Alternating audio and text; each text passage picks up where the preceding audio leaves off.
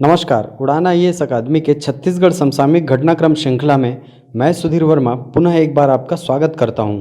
इस श्रृंखला में हमने प्रयास किया है हाल फिलहाल की सभी महत्वपूर्ण घटनाओं को आप तक प्रश्नोत्तर के माध्यम से पहुंचाने का।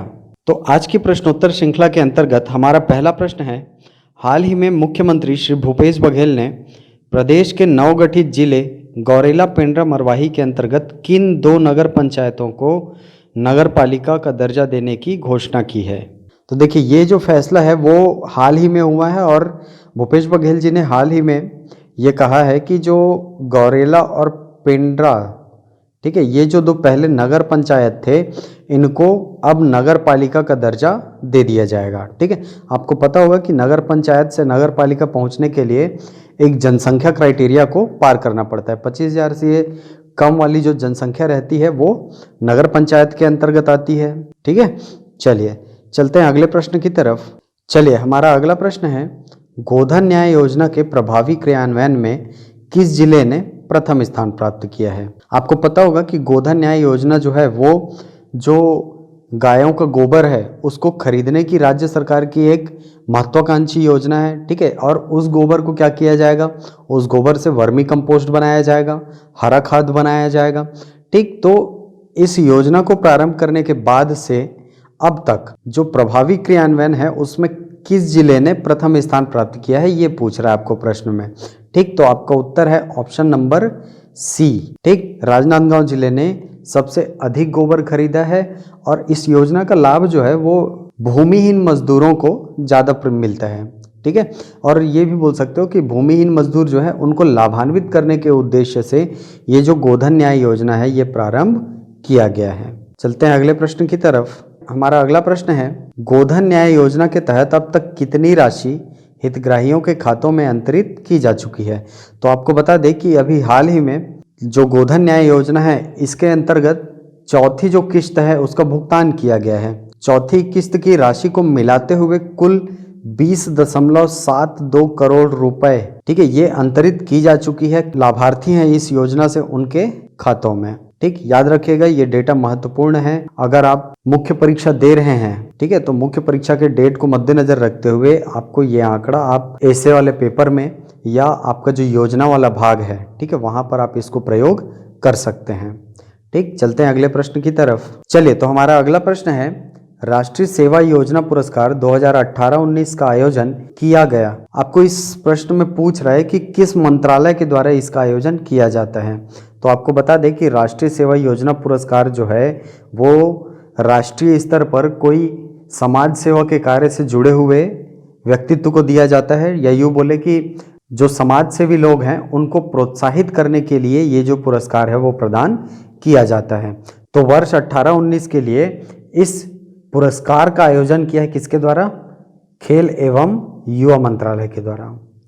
याद रखिएगा इसको, ठीक है, कि खेल एवं युवा मंत्रालय के द्वारा ये जो पुरस्कार है वो प्रदान किया जाता है। और ये इसलिए भी महत्वपूर्ण हो जाता है कि हाल ही में छत्तीसगढ़ के 2 युवाओं को इस पुरस्कार से पुरस्कृत किया गया है। ठीक, चलते हैं अगले प्रश्न की तरफ। चलिए, हमारा अगला प्रश्न है, राष्ट्रीय सेवा योजना पुरस्कार 2018-19 के अंतर्गत छत्तीसगढ़ के 2 स्वयं सेवकों को स्वयं सेवक राष्ट्रीय स्तर पर सम्मानित किया गया है। वे हैं, अच्छा, उनका नाम पूछ रहे हैं कि उनका नाम क्या है। ठीक, तो आपको बता दें कि हाल ही में जो राष्ट्रीय सेवा योजना पुरस्कार है जिसका आयोजन किसके द्वारा, युवा एवं खेल मंत्रालय के द्वारा किया जाता है, ये प्रदान किया गया है छत्तीसगढ़ के सत्येंद्र साहू और राकेश कुमार जी को। ठीक है, ये दोनों समाज सेवा में तत्पर हैं और ये बोल सकते हैं कि ये दोनों सक्रिय कार्यकर्ता हैं राष्ट्रीय स्वयं सेवक संघ के। ठीक, चलते हैं अगले प्रश्न की तरफ।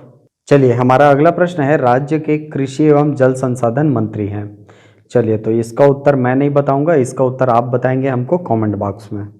ठीक, कि राज्य के कृषि एवं जल संसाधन मंत्री वर्तमान में कौन है। चलते हैं अगले प्रश्न की तरफ। चलिए, हमारा अगला प्रश्न है, राष्ट्रीय ग्रामीण आजीविका मिशन के अंतर्गत कौन सी निधि शामिल नहीं होती है। ठीक, राष्ट्रीय ग्रामीण आजीविका मिशन जिसको हम कहते हैं NRLM, है ना, नेशनल रूरल लाइवलीहुड मिशन। ठीक, इसके अंतर्गत कौन सी निधि शामिल नहीं है। ठीक, आपको पता होगा कि ये जो NRLM है वो स्व सहायता समूहों के माध्यम से संचालित की जाने वाली योजना है और उसके अंतर्गत जो राशि की जो व्यवस्था है वो की जाती है अलग अलग निधियों के द्वारा। ठीक, तो चक्रीय निधि होता है, सामुदायिक निवेश निधि होता है और आपदा प्रबंधन निधि भी होता है, लेकिन पंचायत विकास निधि जो है वो NRLM में शामिल नहीं होता है। तो आपका उत्तर हो जाएगा ऑप्शन नंबर डी, पंचायत विकास निधि जो है वो NRLM के अंतर्गत शामिल नहीं होती है। ठीक, बाकी तीनों चक्रीय निधि, सामुदायिक निवेश निधि और आपदा प्रबंधन निधि ये तीनों उसके अंतर्गत शामिल होते हैं। चलते हैं अगले प्रश्न की तरफ। चलिए, तो हमारा अगला प्रश्न है, कोरोना से बचाव व सहायता के लिए बस्तर जिला प्रशासन द्वारा स्थापित हेल्पलाइन नंबर का क्या नाम रखा गया है? तो आपको बता दें कि हाल ही में बस्तर जिला प्रशासन ने एक अभियान चालू किया है जिसके अंतर्गत अगर किसी व्यक्ति को कोरोना के लक्षण प्रकट होते हैं, उसको खुद में फील होता है कि भाई मेरे को खांसी आ रही है या जो भी कोरोना के सिम्टम हैं वो अगर दिखना चालू होता है, तो वो दिए गए हेल्पलाइन नंबर पर क्या कर सकता है, डॉक्टरों से सुझाव ले सकता है, उनसे बचाव का तरीका पूछ सकता है।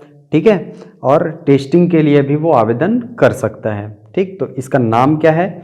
इसका नाम है बस्तर नोनी, याद रखिएगा इसको। ठीक, इस हेल्पलाइन नंबर का ही नाम रख दिया गया है क्या? बस्तर नोनी। ठीक, चलते हैं अगले प्रश्न की तरफ। चलिए, तो हमारा अगला प्रश्न है, लोकवाणी आकाशवाणी कार्यक्रम का प्रथम संस्करण कब प्रसारित हुआ? देखिए, ये जो लोकवाणी है ये आकाशवाणी के द्वारा प्रसारित किया जाने वाला प्रोग्राम है। ठीक है, आपको पिछली वीडियो में बताया भी था मैं, ठीक है, कि ये जो लोकवाणी है इसके अंतर्गत क्या किया जाता है, जो राज्य सरकार में वर्तमान में चल रही योजनाएं हैं उसके बारे में बताया जाता है।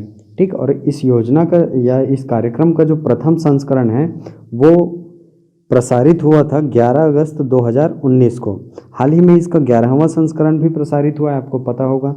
ठीक, चलिए, तो याद रखिएगा पहला इसका जो पहला संस्करण जो है वो कब चालू हुआ, कब प्रसारित हुआ? 11 अगस्त को। ठीक, चलते हैं अगले प्रश्न की तरफ। चलिए, हमारा अगला प्रश्न है, 55वें ज्ञानपीठ पुरस्कार से सम्मानित लेखक कौन है? ठीक, तो एकदम फैक्चुअल क्वेश्चन है और ये न्यूज़ साल भर पहले से चल रहा है। ठीक है, क्योंकि घोषणा जो थी वो साल भर पहले से हो चुकी थी और इस वर्ष जो पुरस्कार दिया जाएगा वो दिया जाएगा वर्ष 2019-20 के लिए। ठीक, ज्ञानपीठ पुरस्कार को आप बोल सकते हो कि एक साल पीछे चलता है। ठीक, तो जो हाल ही में 55वां ज्ञानपीठ पुरस्कार है इससे सम्मानित किया गया है किसको? अक्कीतम नंबूदिरी को। ठीक है, अक्कीतम नंबूदिरी जो हैं वो मलयालम भाषा के बहुत बड़े कवि हैं। ठीक, और हाल ही में इनको 55वें ज्ञानपीठ पुरस्कार से सम्मानित किया गया है। ठीक, इसके पहले इनको साहित्य अकादमी पुरस्कार भी मिल चुका है, ये भी याद रखेंगे। चलिए, तो ये थी हमारी समसामयिक श्रृंखला के अंतर्गत आज के कुल 10 प्रश्न और उनके आंसर कीज। आशा करता हूँ ये आपको पसंद आया होगा। यदि ये वीडियो आपको पसंद आए तो इसे लाइक करें, शेयर करें, हमारे YouTube चैनल को सब्सक्राइब करें और कमेंट बॉक्स पे प्रश्न नंबर 6 का आंसर जरूर दें। मिलते हैं अगली कक्षा में कुछ नई जानकारियों के साथ, कुछ नए प्रश्नों के साथ। तब तक के लिए थैंक यू।